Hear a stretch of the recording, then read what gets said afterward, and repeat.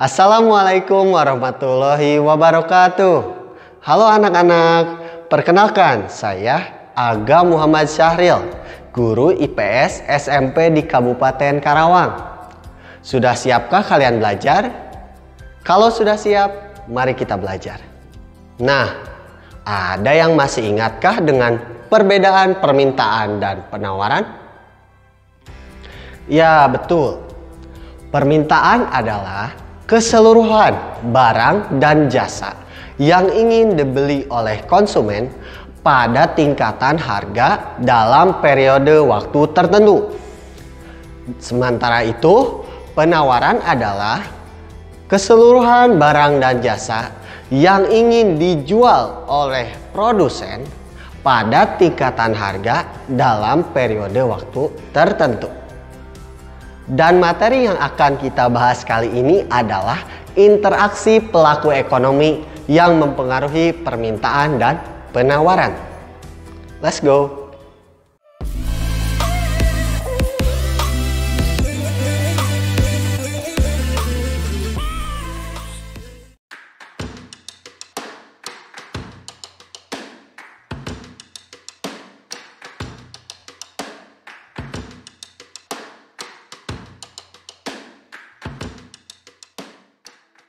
Sebelum kita membahas materi, Bapak punya satu pertanyaan untuk kalian.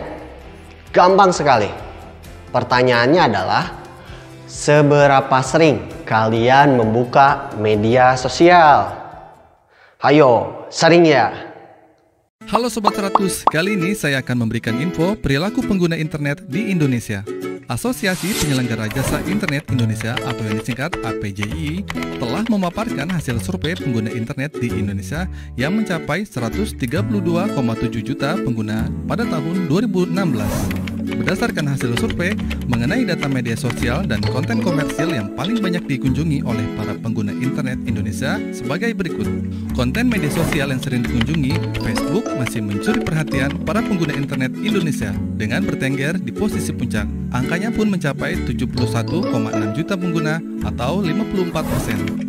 Menyusul Facebook, aplikasi berbagi foto dan video Instagram pun mampu duduk di papan atas pengguna internet di Indonesia. Angkanya mencapai 19,9 juta pengguna atau 15%. Media sosial berikutnya yang paling banyak dikunjungi pengguna internet Indonesia adalah YouTube. Layanan berbagi video tersebut mengantongi 14,5 juta atau 11%. Dan konten komersil yang sering dikunjungi, 62% membuka situs jual beli online atau online shop, angkanya mencapai 82,2 juta pengguna. 34,2% untuk bisnis personal dengan jumlah 45,3 juta pengguna. Dan 1,2% atau 1,5 juta pengguna internet dengan keperluan lainnya. Pengguna internet di Indonesia saat ini memang masih didominasi hiburan dan media sosial. Di luar itu, baru pengguna internet mencari berita dan lainnya. Itulah Sobat 100 perilaku pengguna internet di Indonesia. Semoga bermanfaat. Media sosial sering dipakai kalian untuk melihat-lihat updatean atau men-scroll-scroll foto-foto artis idola kalian. Ya kan? Tanpa kalian sadari, dari sana kita tahu bahwa ada suatu kebutuhan yang harus ada dalam setiap harinya. Apa itu? Paket internet. Secara gak langsung, kebutuhan beli paket data ini menjadi bentuk perilaku konsumsi. Hal inilah yang mempengaruhi permintaan dan penawaran. Makanya jangan kaget kalau uang jajan kalian habis dipakai buat beli paket data. Perilaku konsumsi bisa dipengaruhi oleh tempat tinggal seseorang itu. Umumnya, orang yang di kota biasanya lebih banyak mengeluarkan pengeluaran bulanan atau harian dibanding orang-orang yang di desa. Adanya fasilitas-fasilitas yang memadai seperti bioskop, mal, dan yang lainnya menyebabkan pengeluaran lebih yang dilakukan oleh masyarakat kota dibanding masyarakat yang di desa. Selain itu, faktor pendapatan yang diterima oleh orang-orang di kota biasanya lebih besar dibandingkan di desa. Umumnya orang-orang di desa itu bermata pencaharian pelayan, petani, peternak. Nah, sedangkan di kota mata pencahariannya adalah karyawan, kantoran, atau pegawai pemerintahan. Berbicara tentang perilaku konsumsi, pasti gak pernah lepas dari yang namanya pelaku ekonomi. Paling tidak ada 4 pelaku ekonomi yang turut serta dalam kegiatan ekonomi, yang nantinya akan mempengaruhi permintaan dan penawaran suatu barang dan jasa. Pelaku ekonomi yang mempengaruhi permintaan dan penawaran pertama adalah rumah tangga. Semakin banyak anggota keluarga, maka akan semakin banyak pula permintaan dari kebutuhan itu. Baik itu primer, sekunder, atau tersier. Tetapi faktor permintaan kebutuhan itu tergantung dari kondisi keuangan anggota keluarga tersebut. Ada 3 kategori dalam status ekonomi rumah tangga. Pertama, keluarga prasejahtera, yakni keluarga yang belum mencukupi kebutuhan primer. Yang kedua, ada keluarga sejahtera, yakni keluarga yang mencukupi kebutuhan primer dan sekunder. Dan yang ketiga, ada keluarga kaya yang mencukupi kebutuhan primer, sekunder, bahkan tersier.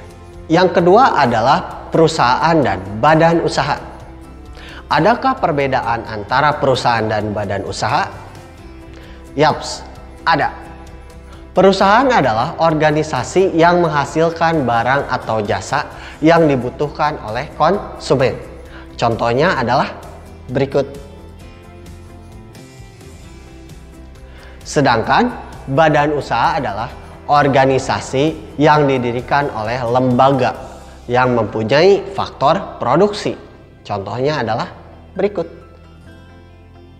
Yang ketiga adalah pemerintah. Pemerintah di sini mempunyai 2 peran sekaligus. Yang pertama adalah sebagai pelaku ekonomi seperti distribusi, konsumsi, dan produksi. Contohnya seperti kalian pernah melihat ada truk Pertamina yang mendistribusikan minyak ke berbagai SPBU atau bensin ya. Nah, itu pemerintah sebagai distribusi. Yang kedua, pemerintah berperan sebagai pengawas atau pengatur kegiatan ekonomi yang tujuannya adalah untuk menstabilkan kegiatan ekonomi. Contohnya, pemerintah menyalurkan bantuan berupa bahan makanan pokok untuk masyarakat yang kurang mampu. Atau pemerintah bisa juga melihat harga-harga barang ataupun jasa di masyarakat agar tidak terjadinya ketidakstabilan harga. Dan yang terakhir adalah yang keempat, masyarakat luar negeri. Masyarakat luar negeri punya peran penting dalam kegiatan ekonomi. Hal ini berhubungan dengan transaksi luar negeri. Transaksi luar negeri bukan hanya tentang transaksi perdagangan, akan tetapi bisa juga dalam investasi modal, tukar-menukar pekerja, atau pemberian pinjaman.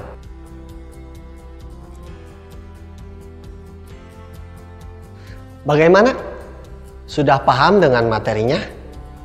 Kalau sudah paham, yuk kita kerjakan tugas kali ini. Tugasnya adalah sebagai berikut.